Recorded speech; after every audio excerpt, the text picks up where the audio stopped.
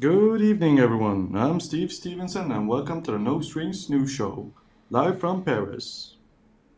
And I'm John Johnson with a Z.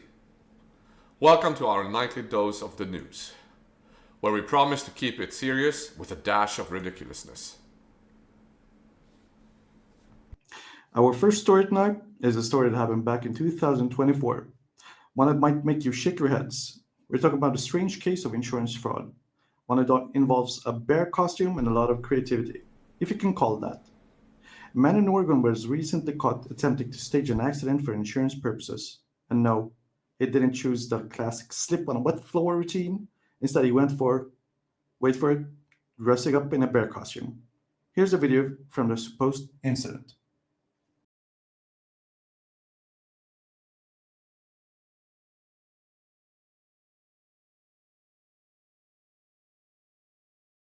A bear costume, you say? Not exactly the thing you'd think of when you try to get your insurance payout. But I suppose it's a bold strategy. Here's how it went down. The man whose name we're not revealing for obvious reasons, mostly because we can't imagine he wants this getting out, decided to take a stroll through the woods in a full bear costume, all while staging an encounter with his car. According to reports, he tried to make it look like he'd been attacked by a bear. And naturally, when the insurance company heard this, they weren't exactly rushing to hand over the check. But here's the thing: when your bear attack is revealed to be just you in a costume, I think the only thing you're going to walk away with is a free trip to a local jail, not a payout. He might have made a very good effort at least. But the whole thing fell apart when the investigation revealed a few glaring issues. For one, there was no bear tracks near the scene.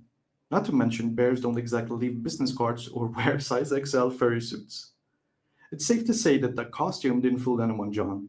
In fact, authorities quickly determined that the whole thing was an elaborate attempt to collect money from the insurer. The man was promptly arrested for fraud. And while he'll be likely be bearing the consequences of his actions soon, I'm sure he's not feeling too grisly about it. Their alleged scam cost three insurance companies a total of $141,839. I see what you did there. Nice one, Steve. Now, we all know it's hard to outsmart the insurance companies, but it's even harder to pull off a good bear impersonation.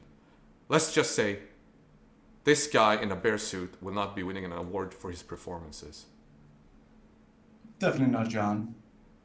And speaking of animals, Steve, our next story tonight comes from the world of airport security.